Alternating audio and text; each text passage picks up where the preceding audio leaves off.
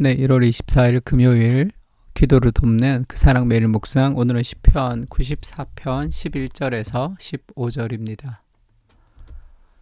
11절 보면 여호와께서는 사람의 생각이 허무함을 아시느니라 이렇게 얘기하죠.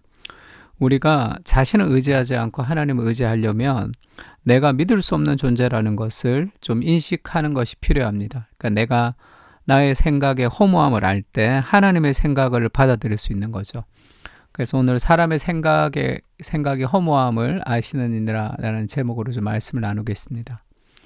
첫 번째는 사람의 생각의 허무함을 알아야 돼요. 우리가 하나님 의지하지 않는 이유 중에 하나는 나를 의지하기 때문입니다. 나를 의지하는 것은 하나님의 생각보다 내 생각이 더 옳다 이렇게 생각하는 교만이 우리 안에 있는 거죠. 정말로 사람의 생각의 허무함, 내 감정, 내 판단, 내 생각을 내가 신뢰하지 않으면 하나님의 말씀의 기준에 나를 맞추어 가겠죠. 그러면 내가 하고 싶지 않은 일을 할 수 있어야 되고 하고 싶은 것을 하지 않을 수 있는 삶의 절제가 그 말씀의 기준을 따라 우리에게 요구됩니다. 그래서 여호와께서 주로부터 징벌을 받으며 여호와여 주로부터 징벌을 받으며 주의 법으로 교훈하심을 받는 자가 복이 있나니. 왜 주로부터 징벌을 받고 주의 법으로 교훈하심을 받냐면 하나님의 말씀의 기준에 내가 미치지 못하거나 넘어서는 일들을 할 때 그것이 가지는 삶의 결과가 징벌이고 하나님의 말씀을 따라 이제 살아가는 것이 진정한 축복을 받을 수 있다는 거죠.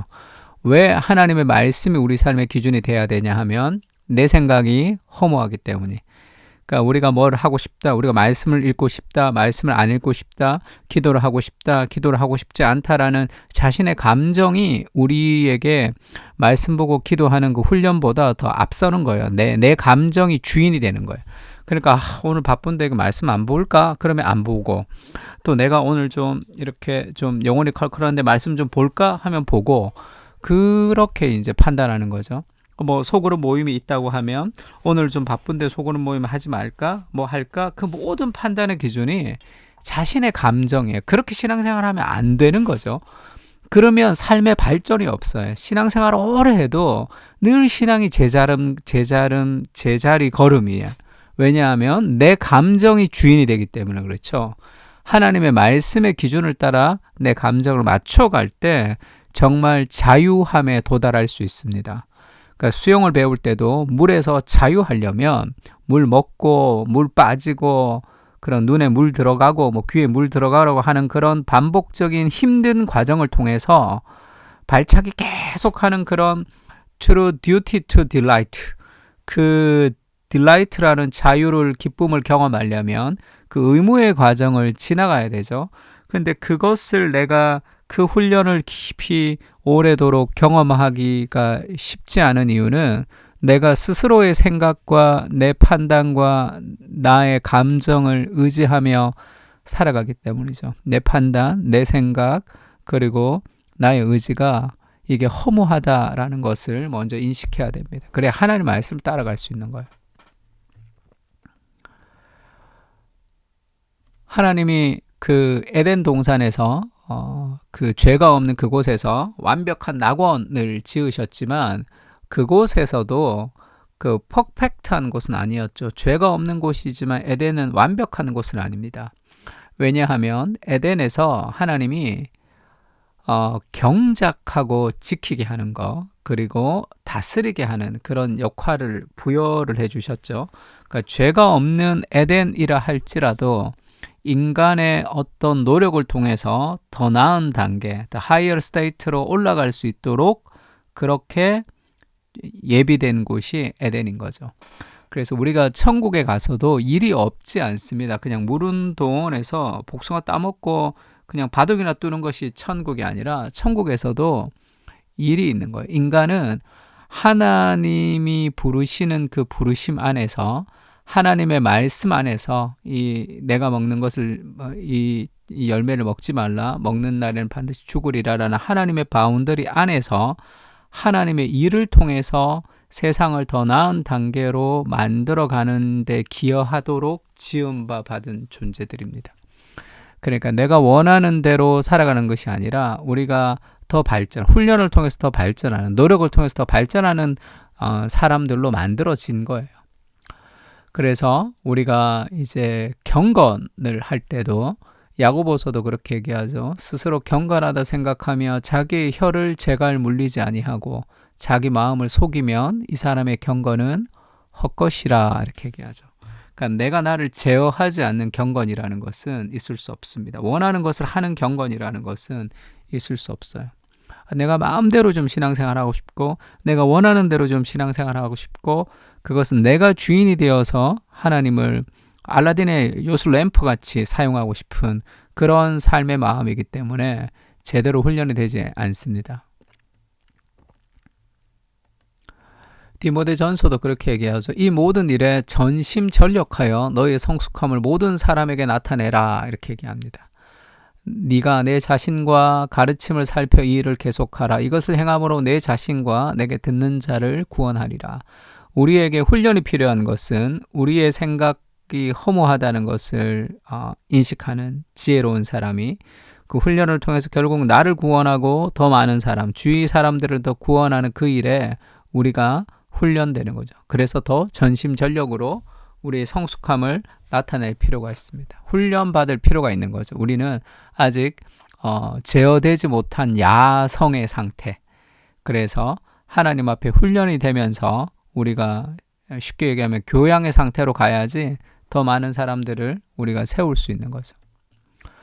그러니까 나 부족하구나, 내 생각이 허망하구나, 내 생각과 내 판단을 따라 살지 않고 말씀을 따라 살아가야 되겠구나.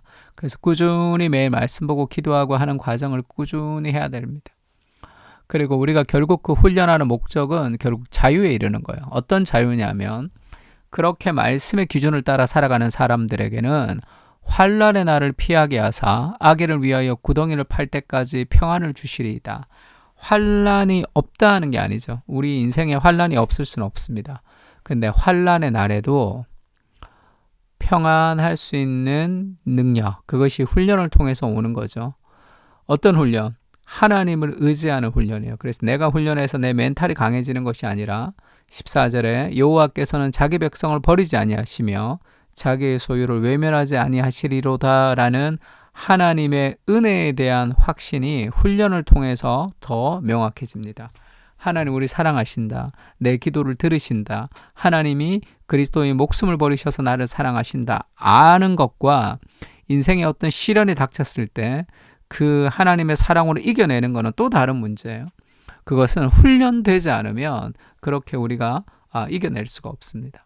그래서 큰 환난 속에서도 평안을 누릴 수 있는 그 능력은 하나님이 나를 버리지 않고 나와 함께 하신다는 그 확신에서 오는 거예요. 그 복음의 확신에서. 그것이 우리 인생 가운데 점점점 믿어지고 간증이 되고 우리의 직장과 우리의 가정과 내 삶 속에 하나님의 역사가 일어나고 하는 그 모든 것을 통해서 우리가 점점 더 확신하는 거죠. 내가 나를 믿을 수 없는 존재고 정말 그래서 우리가 훈련해야 되죠. 하나님 말씀 앞에. 그리고 그 훈련은 결국 하나님의 은혜가 우리를 순종하게 하는 그 은혜에 대한 확신이죠. 하나님이 나를 버리지 않고 나와 함께 하신다는 그 삶의 확신이 우리를 더 훈련되게 하고 그 훈련은 결국 우리에게 삶의 어떤 환경 속에서도 평안한 삶의 은혜를 우리에게 허락해 주는 거죠. 예수님도 그렇게 얘기합니다. 내 안에 거해라. 나도 너희 안에 거하리라. 가지가 포도나무에 붙어 있지 아니하면 스스로 열매를 맺을 수 없음같이 너희도 내 안에 있지 아니하면 그러하리라. 나는 포도나무요 너희는 가지라. 그가 내 안에 내가 그 안에 거하면 사람이 열매를 많이 맺나니 나를 떠나서는 너희가 아무것도 할 수 없음이라. 우리의 훈련은 하나님의 은혜에 대한 동기가 우리의 삶을 훈련하게 합니다. 하나님의 은혜 가운데 내가 죄인인 것을 깨닫고 나를 의지하지 않고 하나님의 사랑에 감동해서 우리 삶을 드릴 때 진정한 훈련이 되는 거죠. 결국 우리가 정말 풍성하게 열매를 맺으려면 그리스도를 떠나지 않고 붙어 있는 것. 너희가 나를 떠나서는 아무것도 할 수 없음이라. 베드로가 그렇게 고백하죠. 내가 밤이 맞도록 수고했지만 아무것도 잡은 것이 없습니다. 인간의 노력만으로 가지는 삶의 허무죠. 하나님으로부터 오는 진액을 공급받을 때 우리 삶의 열매를 맺을 수 있습니다. 하나님 떠난 삶의 열심이라는 것은 그 어떤 열매도 맺을 수 없는 거예요. 믿음의 주요 온전케 하시는 예수를 바라보자. 그는 그 앞에 있는 기쁨을 위하여 십자가를 참으사 부끄러움을 개의치 아니하시더니 하나님 보좌 우편에 앉으셨다. 우리가 훈련하고 싶지 않은 삶의 게으름, 훈련하고 싶지 않은 삶의 나의 욕망을 채우고 싶어하는 삶의 그런 수많은 삶의 욕구들, 그것들을 이기기 위해서는 더 큰 기쁨이 있어야 됩니다. 예수님이 십자가라는 고통스러움을 딛고 그 십자가를 질 수 있었던 것은 그 앞에 있는 기쁨, 더 큰 기쁨이 필요한 거죠, 우리에게. 내가 내 마음대로 살아가는 것이 아니라 하나님의 뜻대로 살아드리고 싶다라는 그 삶의 하나님의 사랑이라는 인격적인 경험이 우리가 그렇게 하는 거고, 내가 내 마음대로 사는 것이 아니라 세상과 이웃을 위해서 내가 이렇게 헌신하고 싶다라는 이웃을 향한 사랑이 우리를 또 훈련되게 하는 거죠. 내 생각, 내 의지, 내 마음을 믿을 수 없습니다. 주의 말씀에 순종하게 하시고 거룩한 말씀의 기준에 나를 맞추어 가게 하여 주시옵소서. 훈련을 즐거이 받아들이며 하나님께서 행하신 은혜를 순종으로 이어갈 수 있도록 함께해 주십시오. 주님이 나와 함께 하신다는 복음의 감격이 오늘도 훈련을 감당하는 힘이 됩니다. 더 큰 기쁨을 통해 오늘을 살아가게 하옵소서. 아멘. 우리 다 같이 시편을 가지고 함께 기도하겠습니다.